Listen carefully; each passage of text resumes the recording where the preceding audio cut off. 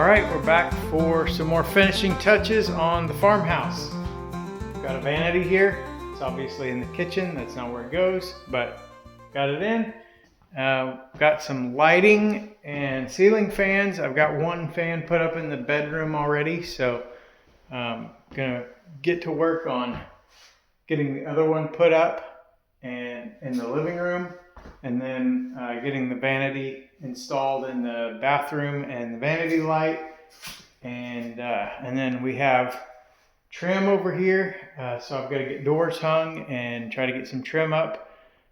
We'll see. I've only got 2 days this week, so we'll see how much I can get done, but hopefully I can get quite a bit, and so yeah, let's get going.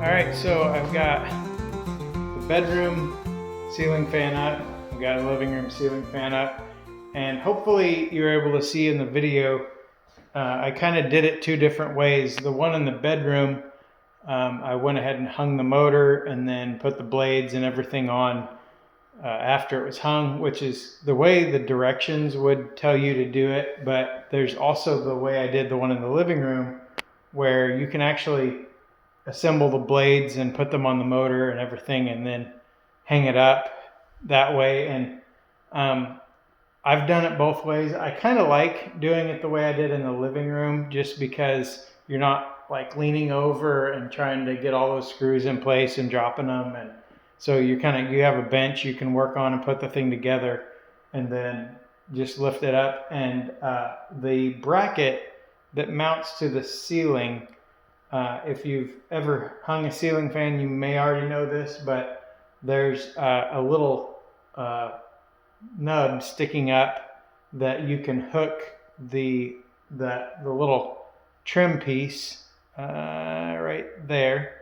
That little trim piece has the screw hole in it, and you can actually hook that on that little nub and hang the whole thing while you're wiring. I've seen people try to kind of hold the motor up with one hand and wire with the other hand, but that thing's actually designed to hang it that way. So you can actually hang the whole fan while it's assembled like that and get it hanging there, and then just wire it up and then pop it up in place and put those trim screws in, turn switches on, and it's done. You don't have to sit there and fight the thing hanging upside down. So it's just another way to do it. Might be, if you're going to install some ceiling fans, that you might want to try both ways and see if one way works better for you.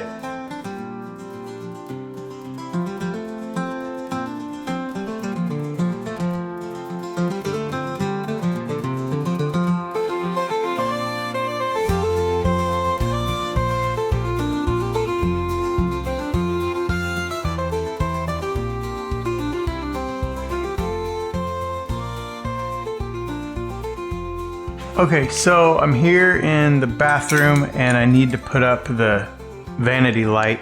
So I have a mark here. I don't know if it shows up that well on the camera, but what I did is I used my level and plumbed up from the drain, which is the center of where the vanity sink is going to go.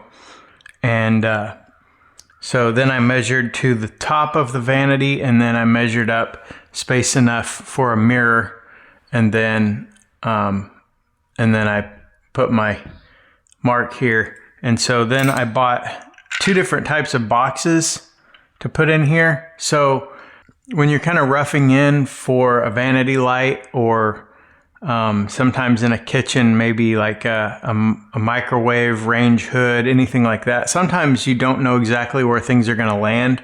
So the wire for that light just comes up this wall, and then there's a stud about right here. So it runs through the stud, and then it's just kind of coiled up in there somewhere. And so then you can come back later after you've gotten your fixtures and kind of figure out exactly where you want things. So I bought two kinds of boxes because I wasn't sure where this thing was going to land. If it landed on top of a stud, I would want to use this little shallow pan box, and then you just cut out your drywall, and this is shallow enough that you can just run a screw through it into the stud, and that will secure it. In this case, since the stud is, I think the stud is over here, so I bought this plastic rework box that has these little tabs on them, and you cut your hole out, and then you push this through the hole, and then when you tighten your screws up, these arms come out like this, and as you tighten it up, they pull up and squeeze against the drywall, and it just holds that in place. And so that's what I'm going to use for this application.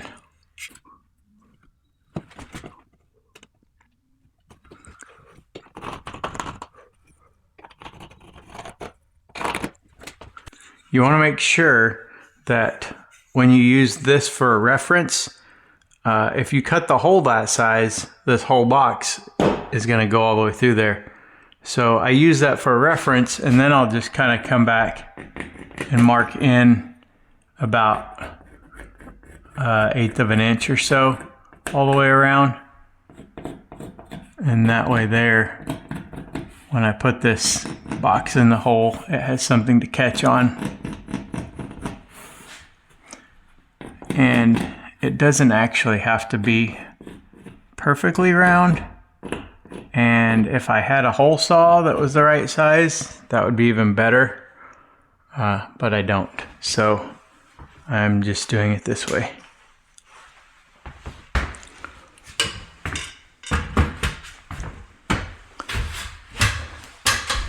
And somewhere I have a saw that's actually made for this. It's a punch saw for drywall, but I don't know where it is. So I'm just using a Sawzall blade, and I'll just try to get it started in there.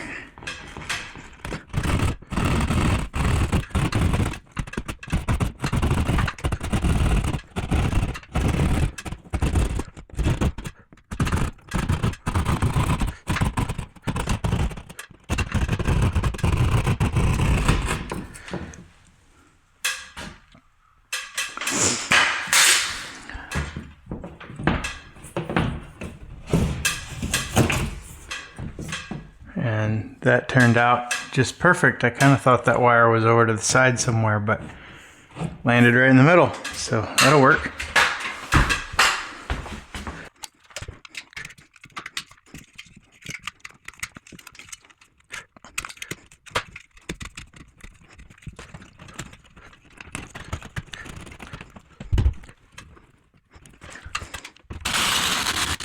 Now you don't want to go too tight with these. You can hear the sound of the drill change as it begins to tighten up. So you just want it just needs to hold snug. If you go too tight, you'll actually pull that tab through the sheetrock, and then you're in a mess.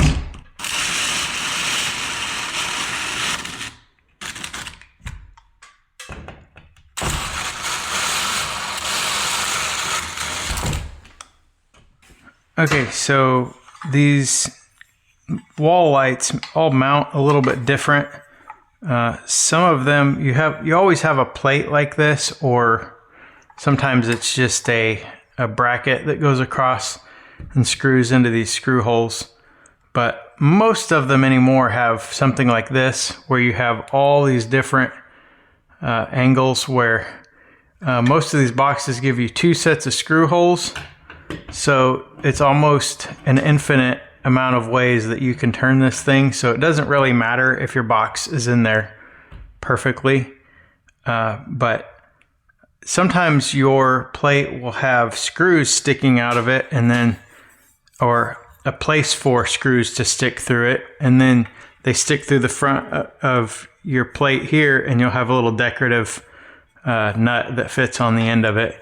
This one has, the bracket has these bent over tabs, and it goes in inside there, and then you have a screw that comes in the top and the bottom of this. So in this case, what I'll do is this will go over here. I'll put my screws in place, and then I can just level up next to this.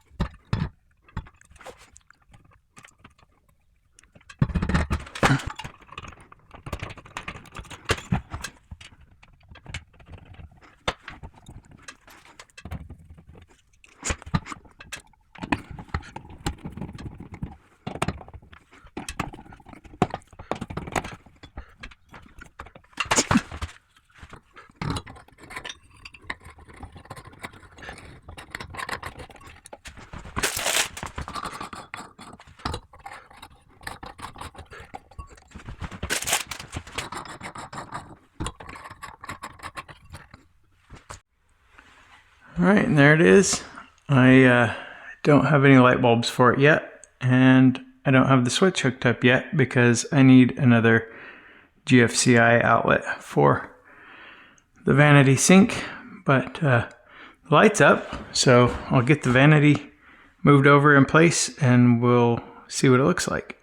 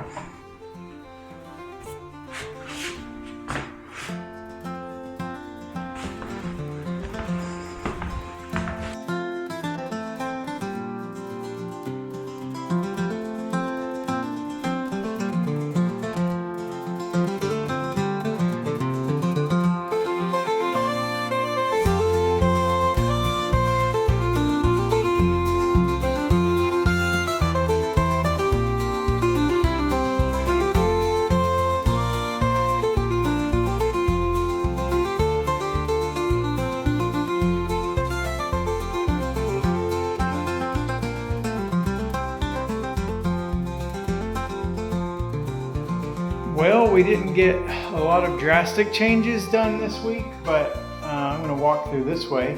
We have a bathroom door that functions, so now you can get a little bit better idea of how that's going to work. The vanity is set in place. It's not plumbed in yet, but so this is a little idea of the bathroom. Toilet will sit over there, obviously. Tub is there. So it's actually going to be a little bit more room than what I thought it was. It's not too bad in here. There's about 30 inches between the sink and the shower. So you could actually get through there with a walker or anything like that if somebody needed to. And then here in the laundry room, another door goes into the bedroom. So got that hung, and then finally got the bedroom door hung, and it swings all the way out of the way. And you may be wondering why these doors are so dirty, why they've got mud daubers and cobwebs and things like that on them. So I don't know, maybe 12, 15 years ago. I don't know how long it's been, when Philip's mom and dad were planning to move down here. The plan was for them to remodel this house then and move in here. So they had some materials bought, and I don't know, somebody in the family bought these doors, and they've just been sitting in here all these years, and they fit in the holes, so we just decided to go ahead and use them. Obviously they need cleaned up and painted, but there's nothing really wrong with them. They don't even have chips or nicks or anything like that on them that I could find, so they're going to work out just fine in here. And I also got the light in the stairway put up, and it's on, so now it's not so dark coming up and down the stairs. And so that's about it for the week. Like I said, I only had 2 days here this week, so that's all I got done. Had some kind of things going on with the family this week, so I didn't get down here much.